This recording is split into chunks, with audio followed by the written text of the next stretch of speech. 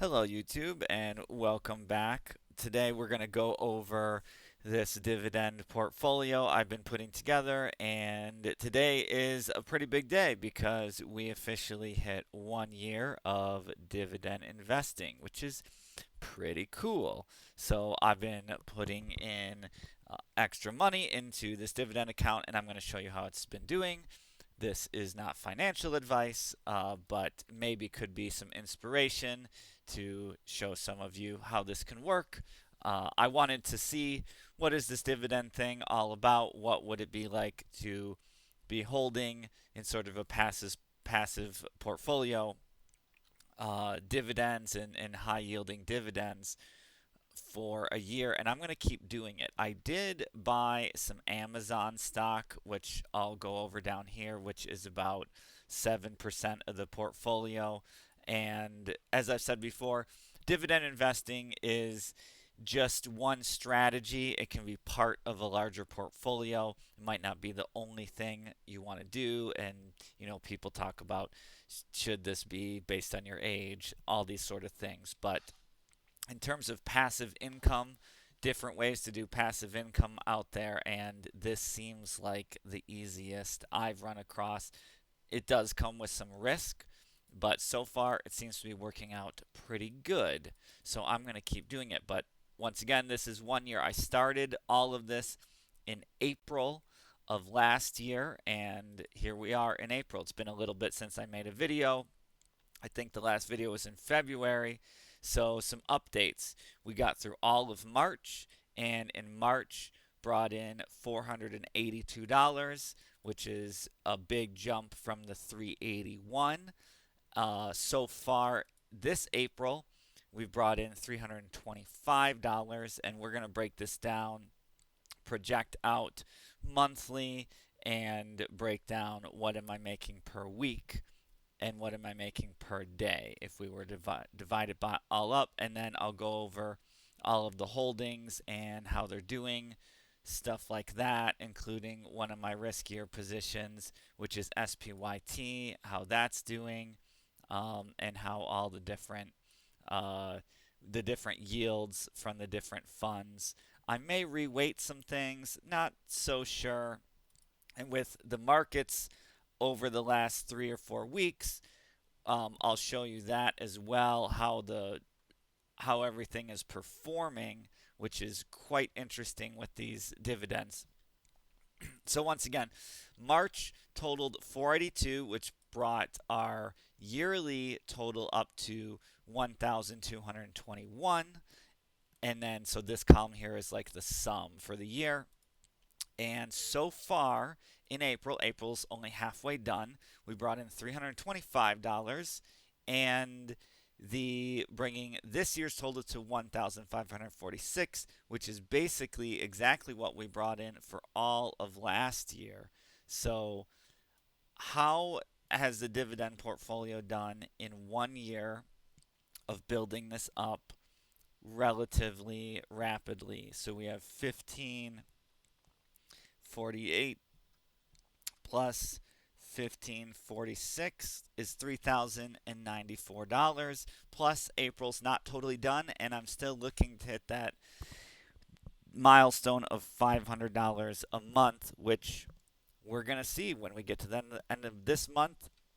It might be right on the money. So $3,094 in 1 year of dividends, and then I will divide that by 12. So overall, even though I'm going to have close to 500 a month since I started. If I average all that out, it's extra $250 per month, um, for me, which is I haven't found an easier form of passive income. There are taxes, and we just had taxes, so I had to pay within my income bracket, all of that, taxes on this. So if you get into this, you have to consider that. You can do this in um, non-taxed accounts and stuff. And I have a mix, but I'm only looking on this channel right now. I'm only showing the in what this is doing in a taxable account. So that's that. And so our average is 257 a month, and this month I think we're going to hit 500 a month. If I divide that by 31 days, that's about $16 a day, which is pretty cool. Times 7, about $100 a week. And all of these have drip, so they're just buying back into the same fund. Um, I could turn off drip and the potentially bring that all this money right back to my bank account and spend it, although that's not the goal at this stage. Um, First milestone, we've had a few different milestones, but this next one's going to be to get this to 500 a month, and then it'll be looking to try to get it to $1,000 a month. So, how is it doing? I've got a couple charts here. The one on the left is the total for the year, so you can see last April, and this just summed up all of these. So we hit 1,500 last year, and since we're just snowballing this, the January of this year started off with that $357 payment, and so it's getting an more than $300 every single month. We're not done with April. So by April, we've already hit what we did all of last year. So one other thing we can do is we can say, okay, if we're averaging, let's say, because earlier this month it was a little less, we'll just call it 480 times 12 months. We should hit about $5,700 ish by the end of the year, which is pretty cool. Um, I still have this SPYT payment, which is been about $100. It went uh, because it's buying back in. I think it's sort of snowballing a little bit. So 2 months ago, in February, it was $103, and then it was 104, then 105. Although back in January, it was 106. So they may have cut the dividend a little bit. Um, but I just put down all the dividend payments as they come in, and then it just sums them up over here. So 482 from last month. And so let's look at the holdings. The first thing I'm going to look at is SPYT, which SPYT I know is my riskiest position. Like I say, this stuff does come with risk. So even though SPYT pays me $100 a month, it's obviously the riskiest position, and it did go down quite a bit as the market went down. So these columns here, 1, 2, 3, 4, 5, 6, 7, these are just kind of following 7 different payments. Like when I log in and when I look at this stuff, I kind of just put down what is the current return. So let's see, looking at SPYT here, um, probably 3 weeks ago or something, it did go down all the way to negative 8%, which was pretty bad. And so I don't remember what the return was, but basically, so far with SPYT, I've brought in $621. And if the return goes very negative, um, then I can just end up breaking even. So with how it is right now, um, as of today, it's recovered quite a bit and it's at negative 2.98%, which means the total return for me is minus $215. And the weighting in my portfolio is 11% of the whole portfolio. So at negative 2.98%, it's minus $215 for that fund.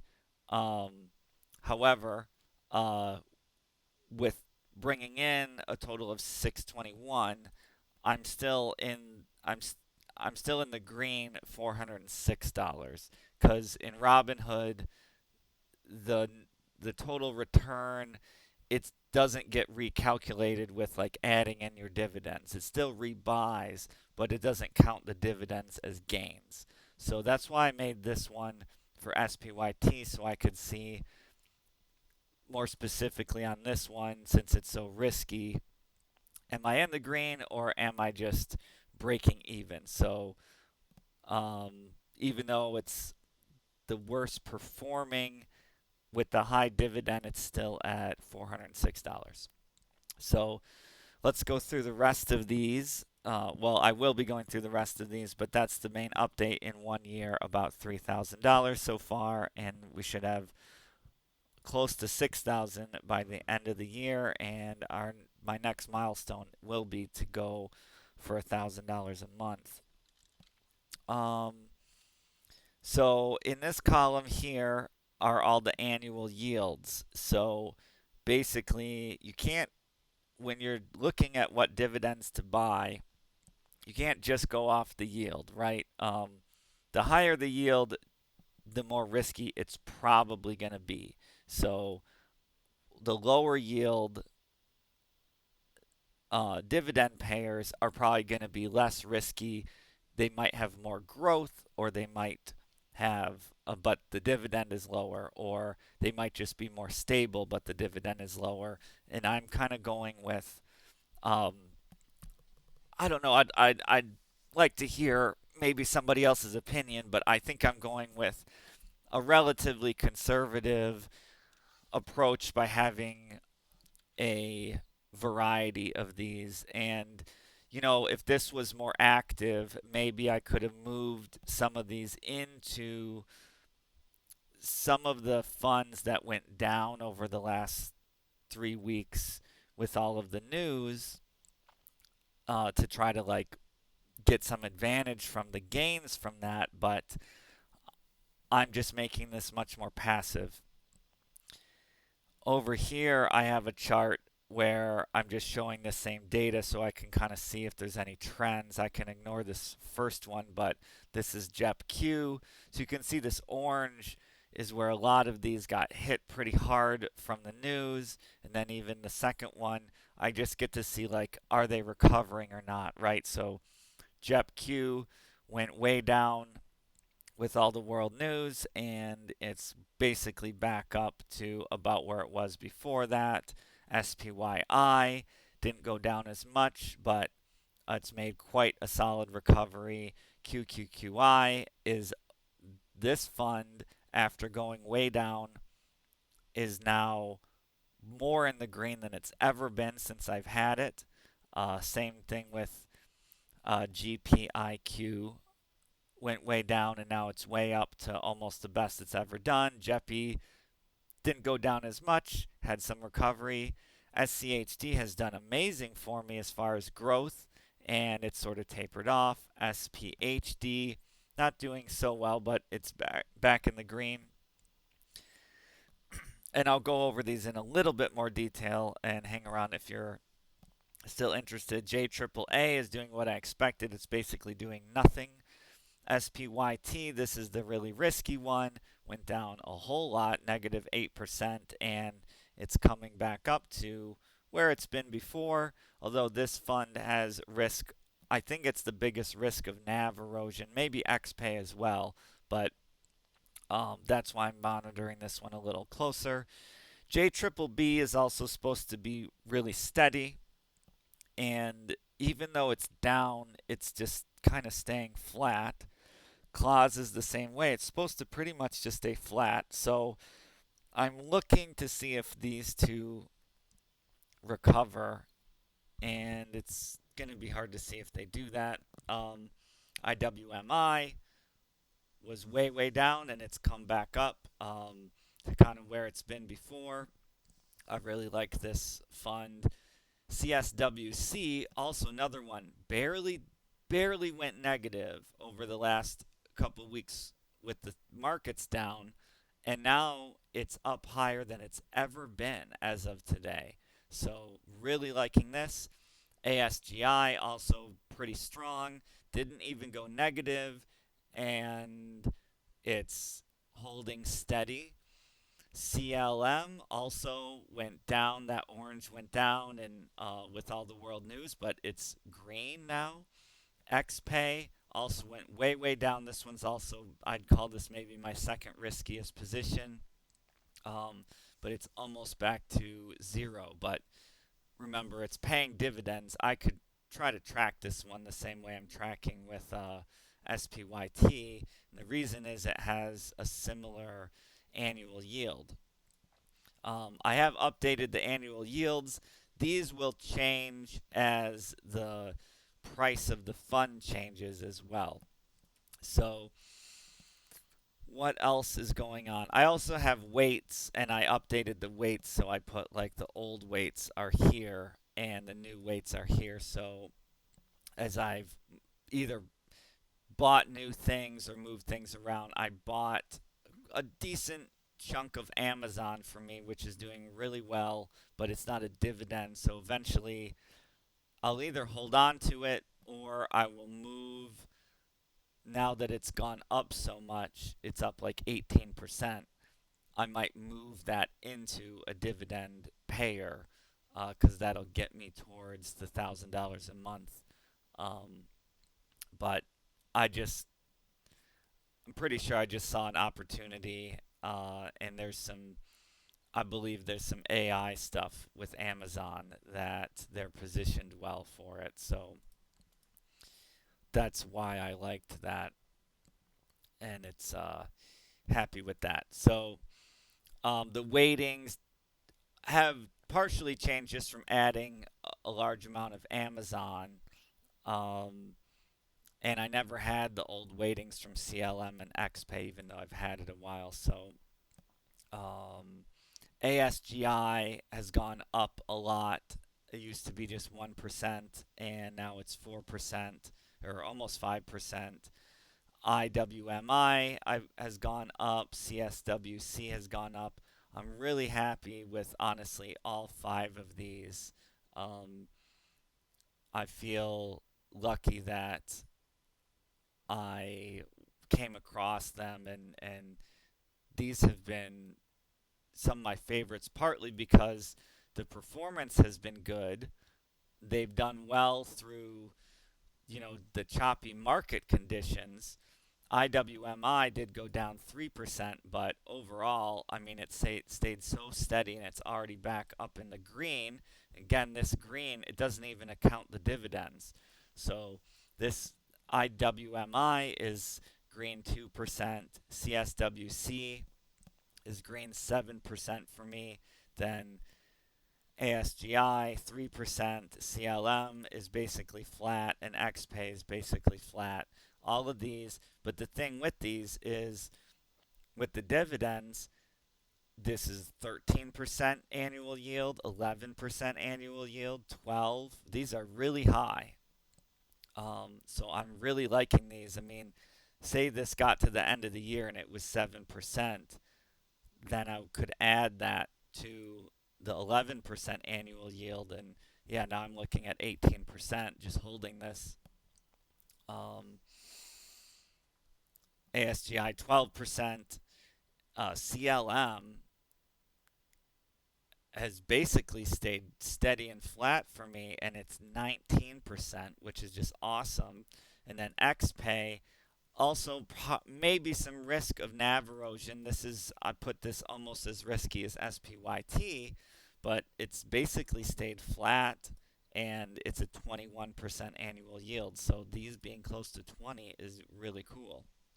Um, I've been happy with having a lot of diversity because, as you can see, these don't all behave the same. And this is the whole thing with investing is everything that you buy is an opportunity cost versus you could have bought something else. So part of it is just the mentality of buy and hold, and the overall fund for the year is up. I don't think this average down here doesn't take into account the weight, but um, the average of the whole fund is up to, I think it's like 2.5%. So I can add the 2.5% of the whole fund with the returns and see what it's really bringing in. But yeah, overall, so with everything, Also, these ones up here are higher annual yields, and they're all in the green. Some of them went down. This number five entry I had was like the bottom week, so I wanted to capture that and then kind of see some of the recovery.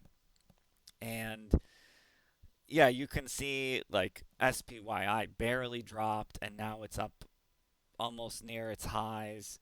For me, QQQI dropped more, but now it's up higher than it's ever been since I've owned it, which is pretty cool. This just, I didn't have to touch anything. I just keep buying. Jeppy is back up, not as high as it was, but sort of recovering. But these get into some lower yields, right? Jeppy is only 7%.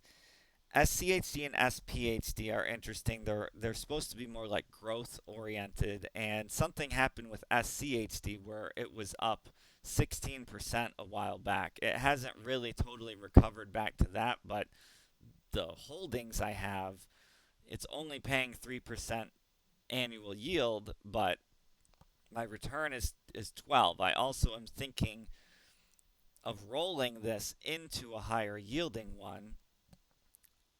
um, I would have to pay taxes on the actual sale of this.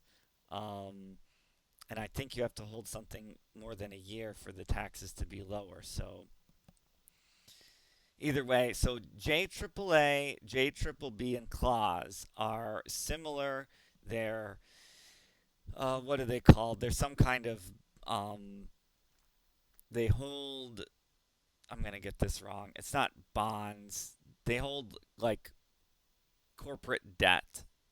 It's kind of like mortgage debt or something, but it's like corporate debt. So they have better returns than the two above it. They have lower yields, right? 5.6%, 8, almost 8, almost 8, which is fine. We want to be beating inflation. The idea with these is that they're supposed to just stay really, really steady. I was surprised that clause went down negative 3%, which was a lot. Um, I mean, at the end of the day, it's got to beat the annual yield. So if this dropped, and I've held this one the longest, so if it goes to a negative 7%, then I'm only at break even, which I don't want, right? So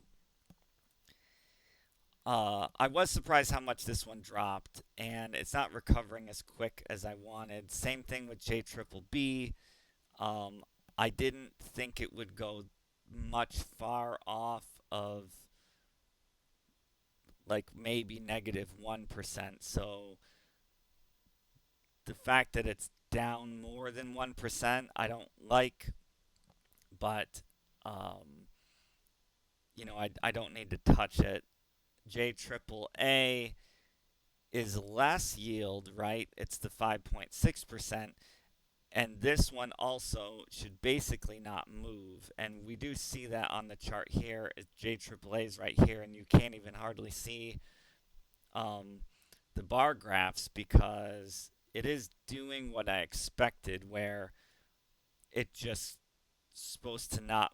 It's almost. It might not sure exactly. It might be more behave like a treasury bond or a treasury. Like the movement of the fund up and down is supposed to pretty much not move. Um, I don't expect it to go up more than 1%, but it shouldn't go down more than 1%. So it's supposed to be um, reliable, right? And then as the dividends pay, they just keep buying more of the fund. So that's the story with these ones, these lower yielding ones. And then I think I just put these in order of like kind of when I bought them. That's why these ones are down here, right? I just added them to the bottom of this. And yeah, these are my five favorites. They pay really high. Um, CLM is basically flat, but it's not having like the nav erosion that SPYT and XPay might have. Like in the market dropping for a 19% dividend, it only dropped 2% and it's already back up just above zero. Whereas like XPay is more volatile, has the 21%, but in the market turmoil, it dropped very fast.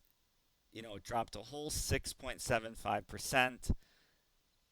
It's basically back up to flat, which is very similar to SPYT's performance. Um, but the fact that CLM is back above zero, ASGI and IWMI are back above zero is is pretty impressive to me with the yield that they have. So, are there any funds that I'm missing that I should take a look at? Let me know in the comments. I'll still consider whether, like SCHD, with only the 3.3% yield, should I roll this into CLM or should I roll this? Um, it's only 1.41% of the portfolio, so it won't make a massive difference. But the difference in the dividend yield is pretty big. This is how it goes with trying to have a balanced portfolio. For all I know, if I were to sell this, it'll go up more, or maybe it'll go down. Or same thing with SPHD. It was up as high as 6% earlier this year. If I roll this one into something like XPay or something else, I will get a better monthly payout. But for all I know, as soon as I sell this, it's gonna go up back up to that 6% or something. So trying to keep this passive means not not buying and selling much with anything here, um, but just keeping the things that I have bought and then staying diversified. Like at this point, if I buy more of a fund, I'm less likely to move things and just let the snowball keep going.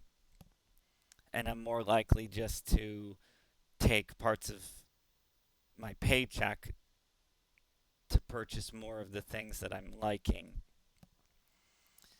So this chart on the right is the monthly payouts, and we talked a long time ago about October last year, which was kind of an anomaly. Let me move this over a little bit. But starting January, the trend is still up, and then March bumped up a lot, probably because I just bought more. And April, we're only halfway through April, and I'm expecting to break this $500 mark. And this chart here is the one that basically, as long as I keep tracking this, it should just go up and to the right forever. That's kind of the goal with this. So that's 1 year of dividend investing. If you want to see how the portfolio goes, go ahead and subscribe and keep following. Like I say, I just want to do this to show people how this can work and by showing how it's working for me. Maybe if you're looking for some passive income, this might inspire you. Maybe this will inspire you just to start investing, period. But this is what a dividend strategy can look like. Although, keep in mind, all of these payments, they just go back in to buying the fund that they come from.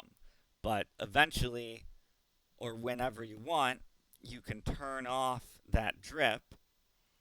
Then it's just accumulating as in cash that you can send to yourself, and then just always plan for taxes, because you have to pay whatever tax rate is with these. And if you hold some fund for less than a year and then you sell it, I believe you also have to pay taxes on if there's any gains from the sale. So uh, that's the fund for today. And yeah, stay tuned. I'll make another video and see if we hit the $500.